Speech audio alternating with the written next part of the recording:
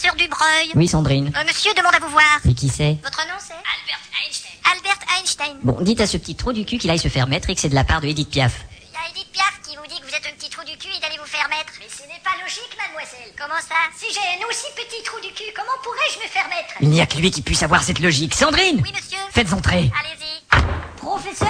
Einstein, vous êtes de retour? C'est relatif. Mais qui me prouve que vous êtes le vrai? Eh bien, posez-moi un problème. D'accord, il est 14h. Un homme se dirige en voiture vers Moscou qui est à 79 km. Sa vitesse varie de façon régulière entre 50 et 80 km/h, dépendant d'une route constituée de pentes montantes à 17 degrés qui font 45% du trajet. D'accord. Quand arrivera-t-il à Moscou? Jamais. Pourquoi? Parce qu'il conduit une Lada. Bravo. Se souvient-on encore de mes découvertes? Eh ben, disons qu'on parle surtout de votre découverte nucléaire. Quel regret. En effet. Si j'avais pu prévoir ce que l'humanité est devenue aujourd'hui. Vous n'auriez pas inventé cette arme. Au contraire, j'en aurais inventé une beaucoup plus puissante. Vous avez découvert ça instinctivement, Einstein? Non, j'ai découvert ça instinctivement. Oui, plutôt.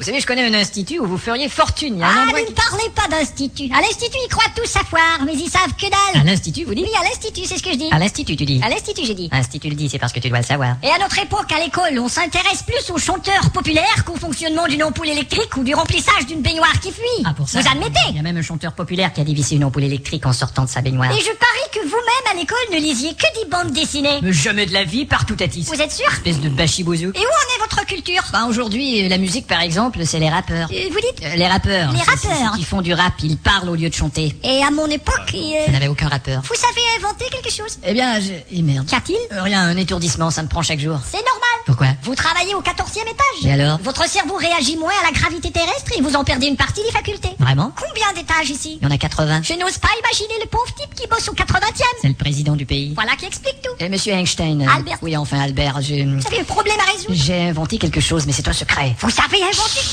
Oui, j'ai les plans ici, sous clé. Oh, vous en avez même les plans sur les... Je n'en parle qu'à vous parce que je vous admire et vous estime. C'est pour ça que vous touchez mon pénis depuis...